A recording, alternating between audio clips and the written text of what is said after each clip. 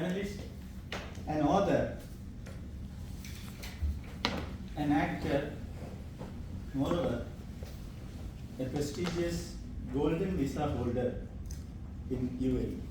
Please put your hands together to welcome Toastmasters Ismail Meladi. Let us begin our chat show. Toastmaster Ismail Meladi, once again, welcome to this, eventful event.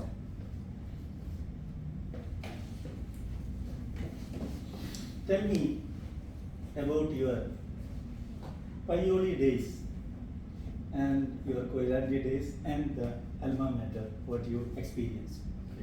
First of all, thank you for inviting me to this particular segment. And this is a very innovative event which we are having here in our Toastmasters Club. And thank you for the question, because I can talk about myself. It's very easy. I was born and brought up in Paioli. Paioli is a municipality in Calicut district.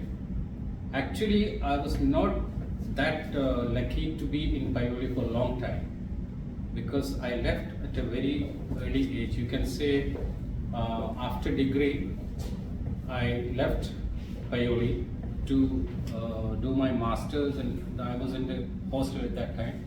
So that means I have started my expatriate days from the PG onwards. And I studied after the schooling. Should I talk about the school or about the college? No, anything. Yeah. I studied in Paioli Government High School. Paioli Government High School is very famous. You all know P.T. Usha. She was my 2 years junior in Paioli High School. Then I went to Madapalli Government College for my pre-degree. After that I went to Calicut Government Arts and Science College. Then after getting 3rd rank in BA, I went for Masters in Arabic in Calicut University campus. There itself I did my MPhil also. I was starting my PhD. By the time there was a course for journalism. Yeah, coming to that, you are an experienced journalist. So could you please share your journalist experience from your Paioli to Indraprastham? You have moved from Paioli to Indraprastham, and I had read your book Indraprasthathile Adiyendrangal, the second part of that. Could you please throw some light on that? Okay, so that's a good connection actually, because I was about to talk about how I got into journalism. In fact, I was not thinking of journalism. After my MPhil, I was supposed to go for a PhD in Arabic itself, because I did masters in Arabic. But at one point, I saw some advertisement for BJ, Bachelor of Journalism. Actually, it's a postgraduate course. After degree only you can go for that. And there was a test for that, entrance test. There are only 10 seats in the university campus, but people came from all over Kerala. And I wrote the exam without any preparation, zero preparation, I can say. I just read the newspaper and the books I read, that's all. Because I was having a small job at that time, I couldn't prepare. Only last night, means the next morning is the exam. Last night, I just got remembering that, oh, tomorrow there's a test. So I didn't have time at all. But I went with confidence and did the test. Thankfully, out of 400 people, there are 2 papers, one for general knowledge and one for English. In the general knowledge section, out of 400, I became number 1. Then English, I became 4th. So in average, I got 4th position out of 400. So this is how I went to journalism. But immediately after completing, I was posted as the first Delhi reporter of Madhyamam Daily. So I started all my career in Delhi. I now work in Kerala. It was a very heavy task, because that was a new newspaper which was not yet born. I went there in January in 1987. Actually, in June 87 only the paper started. I was there to establish, to cultivate something like a name. That was very tough. What I did is buying some road map or some map of the city. I started walking all the streets and gullies of Delhi. So I learned Delhi city by walking each place. So I think that is the best homework to be a journalist there. And I also visited all the political leaders because in future I may be contacting them. So that was the beginning. It's again connecting to the journalist, your journalist journey. You were a journalist in India. Now you are also a journalist in abroad. So how do you distinguish the journalist, is a method or the aspects when you compare India and as well as in multinational culture?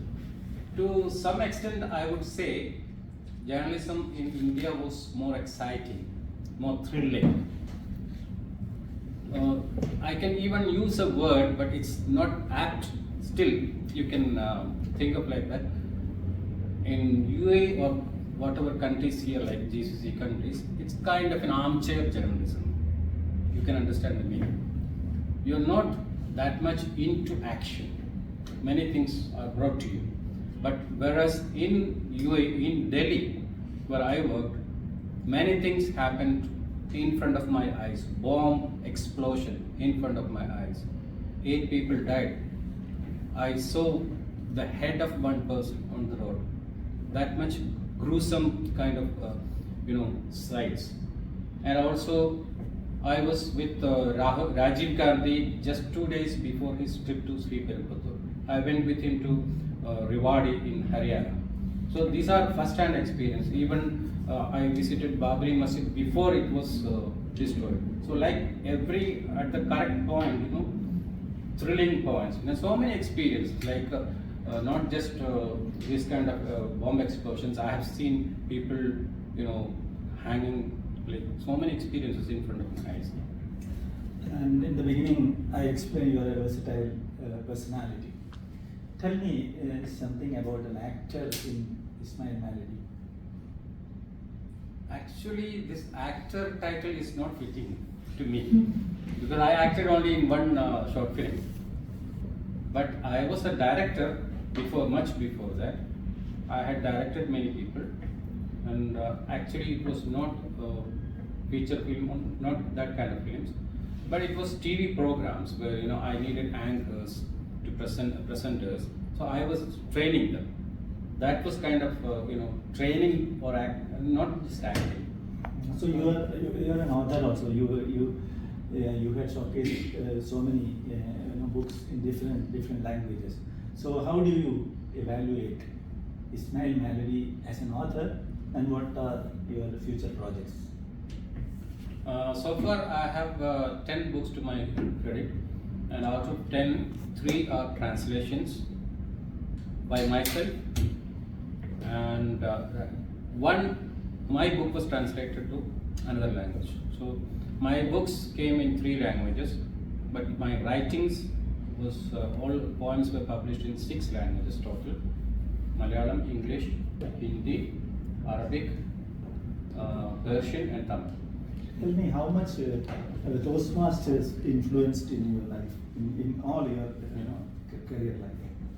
In fact, I started Toastmaster journey in Qatar.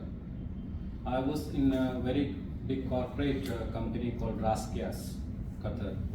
There, in the corporate companies, you need to give a lot of presentations. You need to address a big audience, and every week I was attending the top management meeting. All big bosses sitting, and I was as a representative of media section. I was sitting there. So I thought, to speak in front of these kind of people, I need a little more courage and confidence. Then somebody brought me to Doha Toastmasters. There are people like engineers, doctors, and all. So it was a good gathering.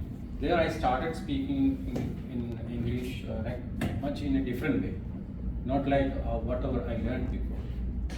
So that was the journey, beginning of the journey. Yeah, excellent. What is your advice to these budding Toastmasters who are gathered here? See, whatever you learned in the college or school, wherever, your education, that is mostly theories. You are putting that into practice here. If you can, you can think and write, but think and speak is different. While speaking, you forget a lot of things. While writing, you can again remember and write. But here you don't have that time. You have to act there at the moment. So this is the best place to have confidence in you and enhance your memory and also planning. You will be a planned speaker. That planning is very important in every aspect of your life. This platform will give you that confidence, that planning and that courage. It's an excellent advice and doctor. So that's all from today's desk. Over to Toastmasters.